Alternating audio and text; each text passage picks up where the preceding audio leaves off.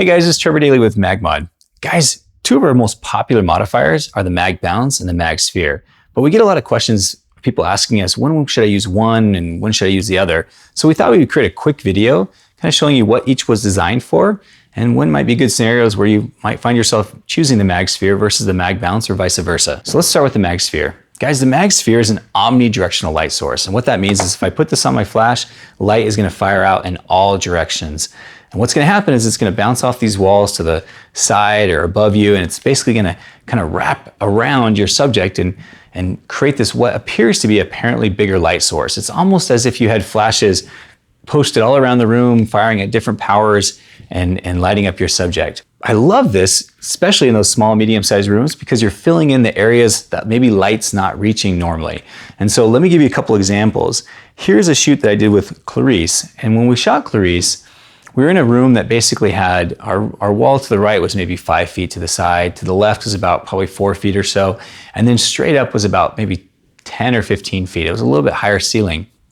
But as we're taking these photographs of Clarice, it was just the MagSphere on camera pointed directly up.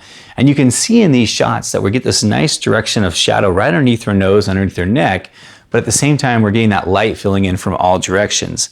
Also, I want to show you this example where I actually shot one of Clarice with the MagSphere and without the MagSphere. So here's one shot where I asked her just to stay really still. I shot the one photograph and then I took the MagSphere off, and you can see the difference between the two. In fact, let me just show you side by side here. And you can see how that MagSphere helps to fill in that light that you might want. And so I know for me, I actually love it this way because I'm getting that nice, large, or what appears to be apparently larger light source on my subjects when in those small and medium-sized rooms.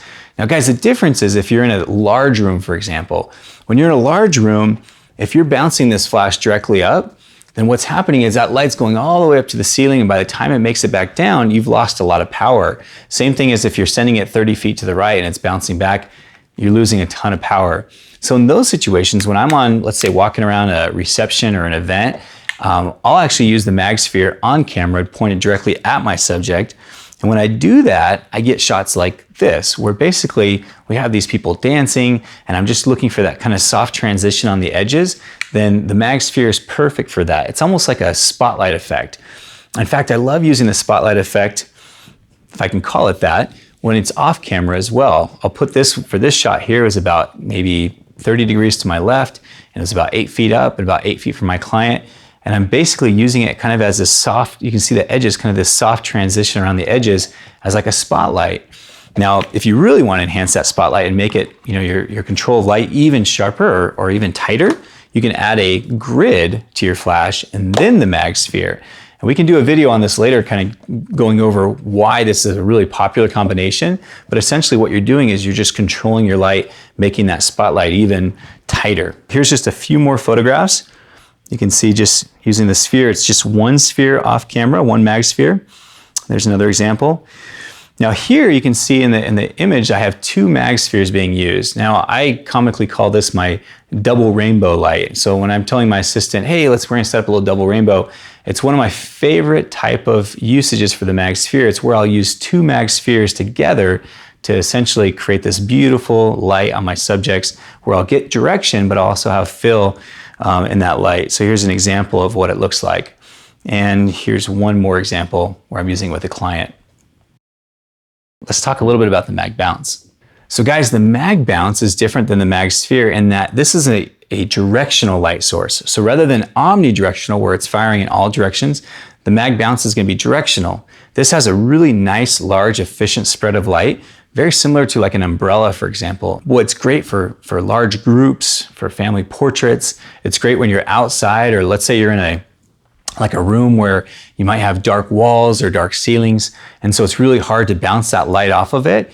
And so the MagBounce is perfect for those scenarios where you can put it off to the side and use it to create this large, efficient spread of light. It's also great even on camera. So let me show you some examples of using the MagBounce. So here's an example of a large group of people where we're using one MagBounce to the left and one MagBounce to the right, essentially just spreading that light across everyone and really lighting them up. I love using it for those scenarios. Here's a situation where a couple where basically we want to use a MagBounce to create that large spread of light again, because that's again what it was essentially designed for. It's almost like a replacement to a small softbox or an umbrella of sorts. And here we're lighting up the couple, but we're also lighting up that desert flowers and ground so we can kind of see where they're at and include some of that environment, as opposed to just that spotlight effect that we're getting with the MagSphere.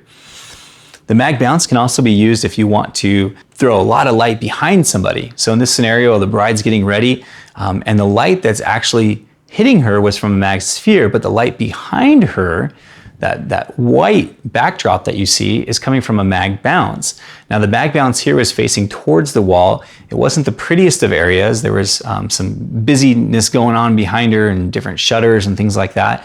And so by putting a MagBounce and putting it at high power, we're essentially spreading this large amount of light and just filling up that whole area so that we get rid of all the distractions and really just focus on the bride there.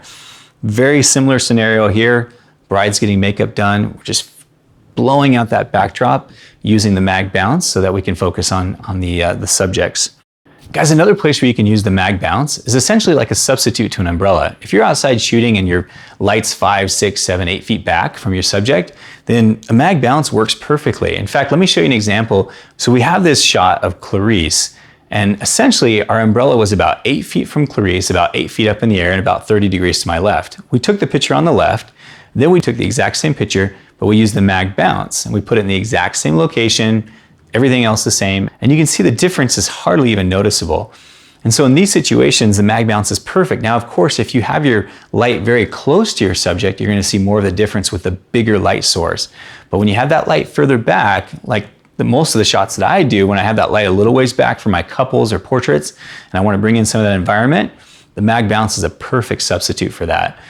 So here's one more shot in that exact same lighting scenario where we used the MagBounce and lit up Clarice. Now, another great way of using the MagBounce is when you're using it on camera and you're walking around an event. In those scenarios, you can basically have the MagBounce on your camera, walking around, shooting photos of people. And what you're gonna do is you're gonna create this nice little paramount or butterfly light, which lands right underneath the nose, a little shadow right underneath the nose, a little shadow underneath the neck.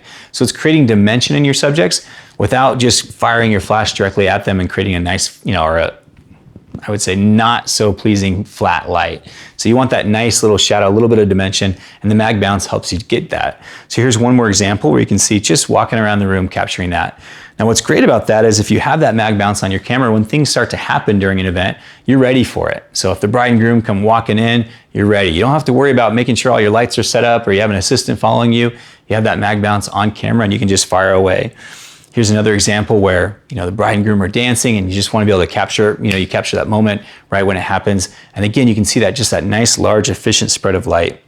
Another way that's great to use the MagBounce is on a monopod stick, okay? So I'm gonna grab one right here. So here's a monopod stick. I like to call this the lacrosse stick because essentially what we're doing here is we have a monopod stick with the flash and the MagBounce on it. Now you can see in this image right here, Justin is holding that off to the side. And when he does that, we get this nice, beautiful spread of light, just like I had mentioned before, kind of like an umbrella. And we get this gorgeous light right across Clarice's face. But what's really nice about having this monopod stick is your assistant can easily follow you around, whether it be in an event, outdoors, indoors, and they can just essentially hold this lacrosse stick for you and be able to aim that direction of light no matter where you go around the room. In fact, in certain scenarios where I might not have an assistant or my assistant's off doing something else, I can easily just hold this off to the side. A lot of times I'll actually stick it right in my pocket just to kind of rest off to the side and lift it up a little ways. I can't do it here because it's gonna be off camera, but I'll lift it up a little ways and I'll just create that nice direction of light. So here's a scenario where we basically did that while we're out just kind of photographing in this parking lot. Took some pictures of Clarice. We started on the left-hand side here.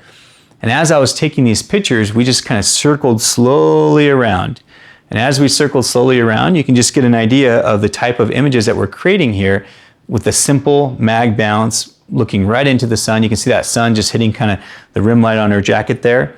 And we're just circling all around her. So that's a really nice scenario where you can use the MagBounce, again, like a lacrosse stick, and essentially have that direction of light wherever you are, whether it be in an event, a reception, or even outdoors just shooting portraits. So let's just review real quick, guys. So the MagBounce is great for directional light. It's great for groups. I mean, it was designed to have that large spread of light. So if you're using it in large rooms where there's no bounce, scenarios like that, right? The MagSphere, on the other hand, is for those small and medium-sized rooms, the place where you want that kind of spotlight effect, you want that soft transition, maybe you want that bounce off the ceilings, right? Things like that.